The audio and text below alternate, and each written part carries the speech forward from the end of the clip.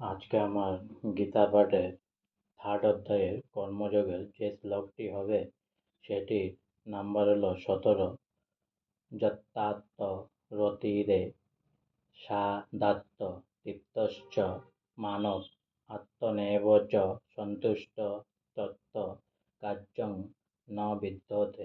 মানে যে, তু মানে কিন্তু, আত্মরতি মানে আত্মারাম, এব মানে অবশ্যই, সাত মানে থাকেন, আত্মতৃপ্ত মানে আত্মতৃপ্ত, চ মানে এবং, মানব মানে মানুষ, আত্মনি মানে আত্মাতে, এব মানে কেবল, চ মানে এবং, সন্তুষ্ট মানে সন্তুষ্ট, তস্য মানে তার, কার্য মানে কর্তব্য কর্ম, ন মানে নেই, বিদ্ধতে মানে বিদ্যমান।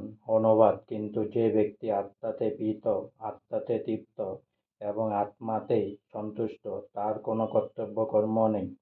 তাৎপর্য: যিনি সম্পূর্ণভাবে কৃষ্ণ ভাবনাময় এবং কৃষ্ণ সেবায় যিনি সম্পূর্ণভাবে মগ্ন, তার অন্য কোনো কর্তব্য নেই। কৃষ্ণভক্তি লাভ করার ফলে তার অন্তর সম্পূর্ণভাবে কলুষমুক্ত হয়ে পবিত্র হয়েছে।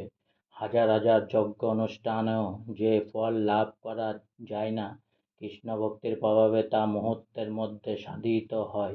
এভাবে চেতনা শুদ্ধ হলে জীব পরমেশ্বরের সঙ্গে তার নিত্যকালের সম্পর্ক উপলব্ধি করতে পারেন। তখন ভগবানের কৃপায় তার কর্তব্য কর্ম স্বয়ং জ্ঞানালোকিত হয় এবং তাই তিনি আর বৌদ্ধিক নির্দেশ অনুসারে কর্তব্য অকর্তব্যের গণ্ডির মধ্যে আবদ্ধ থাকে না। এই রকম কৃষ্ণভক্ত জীবের আর জড় বিষয়াসক্তি থাকে না এবং কামিনী কাঞ্চনের প্রতি তার আর কোনো মোহ থাকে না। আজকে আমার গীতা পাঠে কর্মযোগে তার 3